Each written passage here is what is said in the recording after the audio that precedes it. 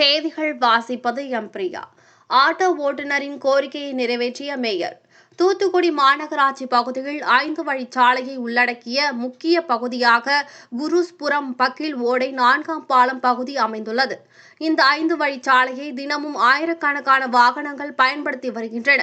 மேலும் பள்ளி கல்லூரிக்கு செல்லும் மாணவ மாணவிகள் உட்பட ஆலய வழிபாட்டிற்கு செல்லும் பக்தர்கள் வரைகள் பலரும் பயன்படுத்தும் மாநகராட்சியின் முக்கிய பிரதான சாலையாகவும் இச்சாலை அமைந்துள்ளது. இங்கு இரவு நேரம் சூழ்ந்துள்ள இருளால் இச்சாலையை பயன்படுத்த முடியாத அபாயம் ஏற்பட்டிருந்தது. இந்த இருளை போக்கி மக்கள் மனதில் ஏற்பட்டுள்ள பயத்தை போக்கிடுமாறு சமூக வலைதளத்தின் வாயிலாக இப்பகுதியை சேர்ந்த ஆட்டோ ஓட்டுநர் தாய் கணேசன் என்பவர் மேயருக்கு ஒரு கோரிக்கையை இப்பகுதி மக்களின் சார்பாக முன்மொழிந்தார்.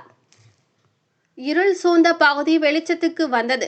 இத்தகவல் சமூக வலைதளத்தில் பதிவு செய்யப்பட்ட 1 மணி நேரத்தில் ஆட்டோ ஓட்டுநர் குறிப்பிட்ட குருஸ்புரம் பகுதிக்கு அந்த பகுதியை சேர்ந்த மாநகர திமுக மீனவரணி அமைப்பாளர் டேனியுடன் விரைந்து வந்து ஆட்டோ ஓட்டுநரின் வேண்டுகோள் சார்ந்த தகவலை பொதுமக்களுடன் இணைந்து பரிசீலனை செய்தார் மேயர். அதன்பின் தகவல் உறுதி செய்து கொண்ட பின்னர் உயர் கோபுர மின்விளக்கு அமைக்க மாநகராட்சி அதிகாரிகளுக்கு பரிந்துரை செய்தார்.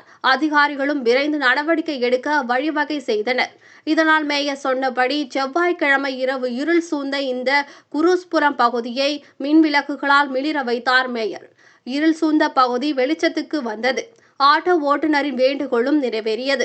இதன் காரணமாக பொதுமக்கள் உட்பட வணிக பெருமக்களும் வாகன ஓட்டிகளும் மகிழ்ச்சியுடன் மேயருக்கு நன்றி கூறி வருகின்றனர். மேலும் இது சம்பந்தமாக ஆட்டோ ஓட்டுநருக்கும் இவ்விஷயத்தில் ஆட்டோ ஓட்டுநருக்கு ஆதரவாக செயல்பட்ட மாநகர திமுக மீனவரணி அமைப்பாளர் டேனிக்கும் பாராட்டுகள் குவிந்த வண்ணம் உள்ளது.